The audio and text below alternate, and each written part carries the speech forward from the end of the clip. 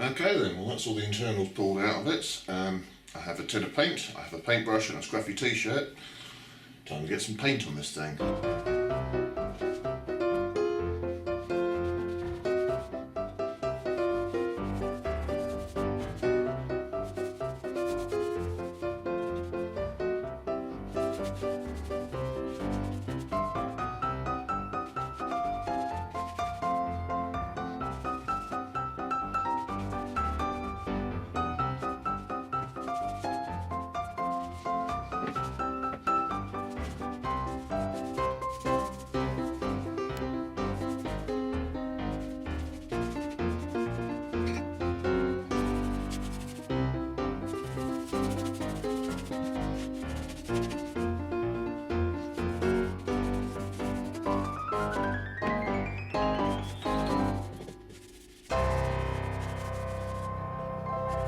Well, it's the following evening now. The speaker panel and the jukebox itself have had 2 coats of white undercoat, so hopefully once all the bits are in and the LEDs are in, that should light up nicely. The only thing left to do now is I've remembered I need to do a couple of holes in the side here somewhere. There's going to be a couple of holes there because there's going to be controls here for bass and treble, volume and reject. I wanted to put them somewhere on the side rather than on the top, just to keep the sort of original jukebox look, keep those controls out of the way. Once I've cut the holes out, I need to do a bit of sanding. You can see there's a few bits here where I've had some wood filler on it. Get the wood filler down nice and smooth the rest of it out, and then it's time to mark it up and we'll get the spray paint out.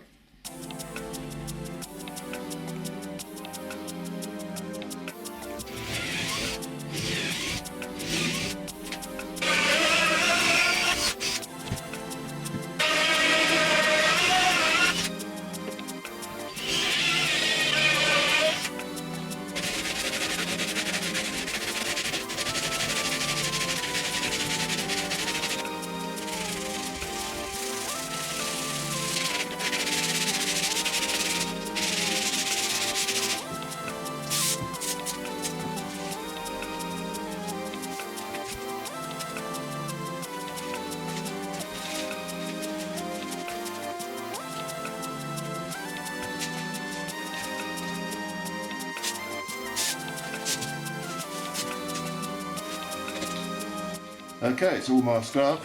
I have the paint. Let's get some primer on it.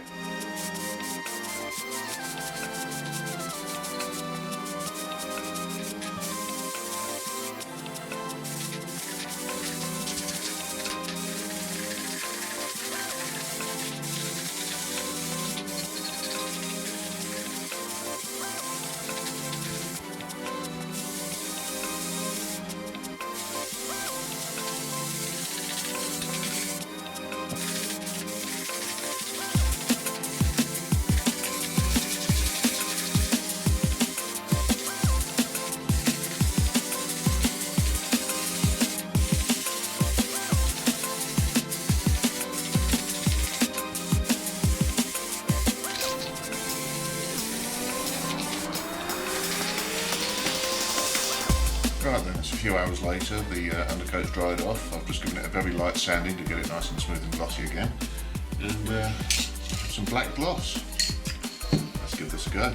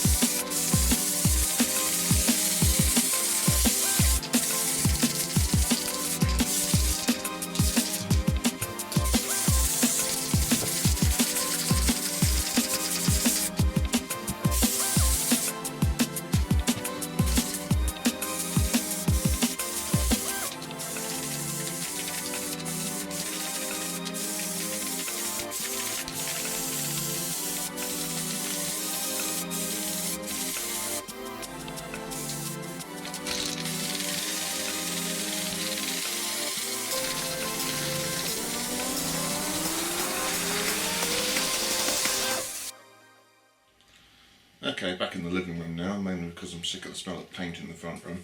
I've got some paint on the front board. This is obviously just clear perspex on this side, the paint's on this side.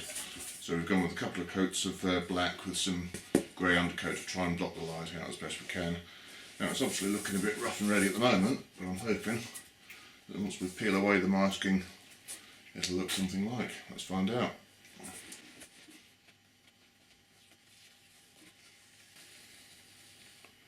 Oh, it's taking the paint with it. Come on, back you come.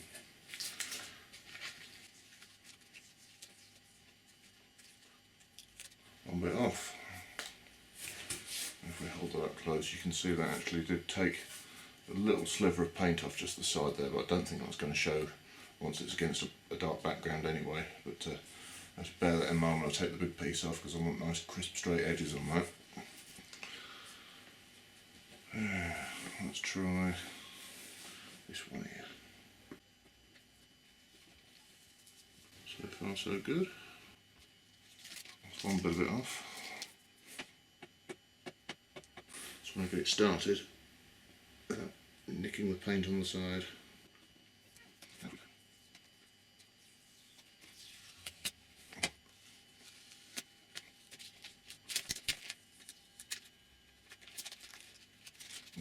Again, not perfect. It's lifted slightly there, but I think we'll get away with it.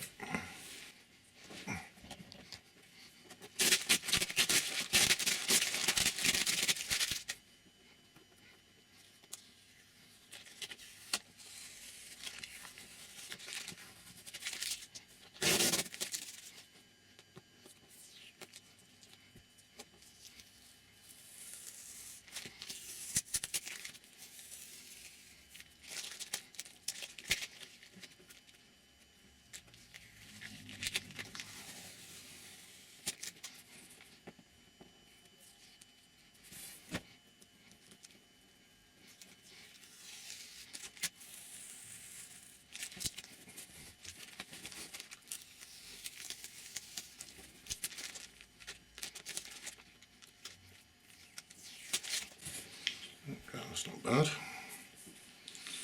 Right, just the little LCD screen to go now.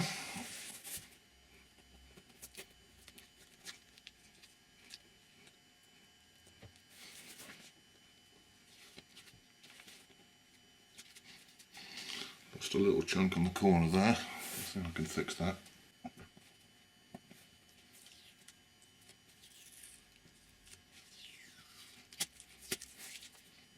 Sticky shit there needs cleaning off. And finally, there's a little square that I've left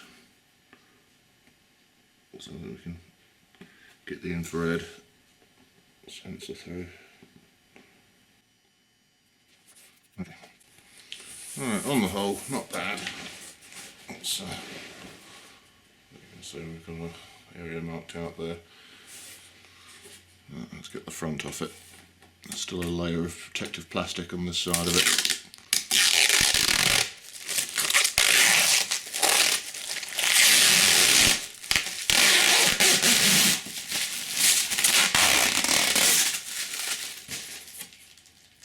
With all that pulled off, that's what we're left with now.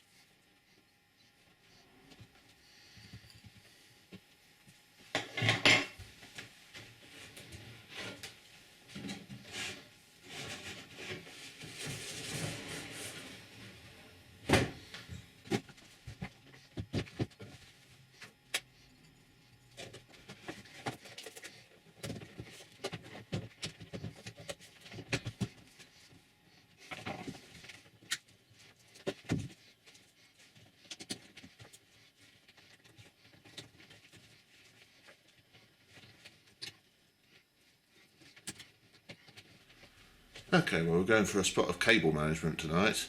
If you look inside this thing, yeah, we've got the new cable loom in now, such as it is. It's all been cleaned up a bit so it looks a bit more presentable. But as you can see, the cabling's a bit of a mess at the moment, so I've saved all the old brackets that came out the old Rock-Ola, so I'm going to try and lay this out properly and tack it up to the side of the cabinet, get it all nice and neat and out of the way.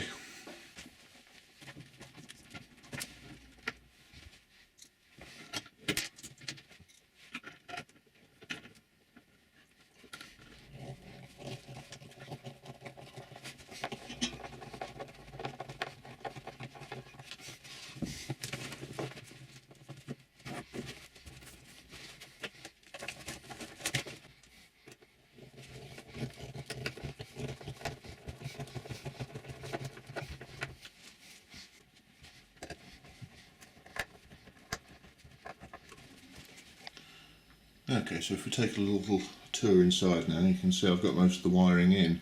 On this side, that's the record playing indicator, and next to it that's the Bluetooth and USB player. We've got our selector switches there. Looking down inside the box, you can see the power supply and amplifier is pretty much wired up, likewise the credit unit. Down there, on the left you can see the power supply for the amplifier, on the right bit of power distribution. The dangling wires are ready to connect to the changer mechanism when I put it back in. We've got our selection control box there, a little junction play there, and of course the speaker's ready to be wired up. I think tonight's job, those three holes there's going to be an aluminium panel that goes over that, which is going to contain a few potentiometers and switches and things for bass and treble, volume, reject, input select, that kind of thing. Need to sort the paint out a bit. When I sprayed it, it didn't mask off quite as well as I'd hoped, and it's all dripped through a bit, so I'll slap a bit of white paint over that, tidy that up. Right, so I've moved the party into the living room for tonight, just because I can't get the front room warm enough. It is absolutely freezing down here tonight. But going to chop some aluminium up. Believe it or not, this sheet used to be about 3 foot long, but I've used bits of it for so many different projects now. I've measured up the jukebox, and the panel I need just happens to be that exact size. If I can just extend that cut along there, this rectangular panel will fit over those holes nicely, and I can drill some mounts for potentiometers and things. So let's chop this out.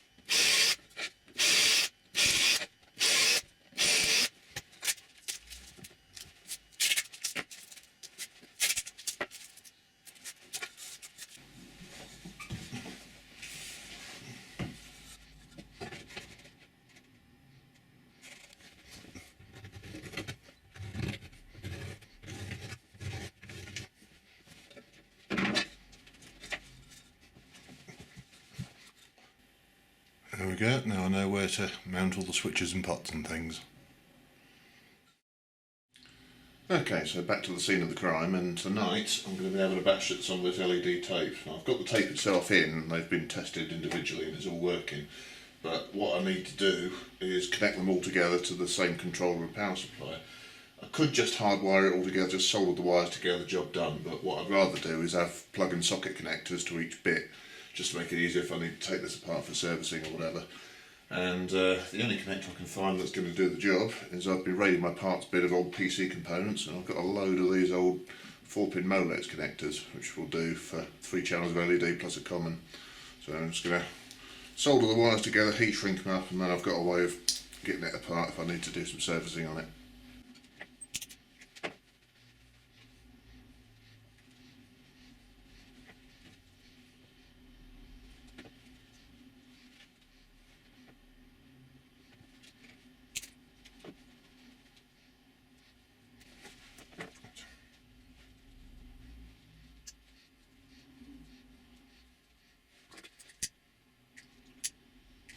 So I could do this with electrical tape, but this is a much neater job.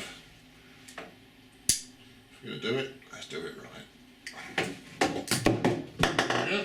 Beautifully joined on Molex plug.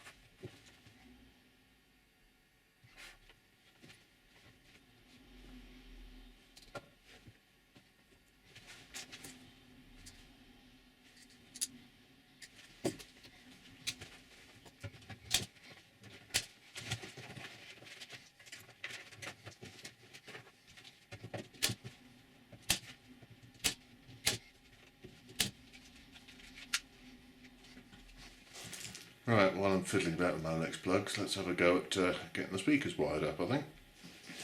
Right, this is the original wiring loom off the old Rock-Ola, so I'm going to mount this onto the new speaker panel.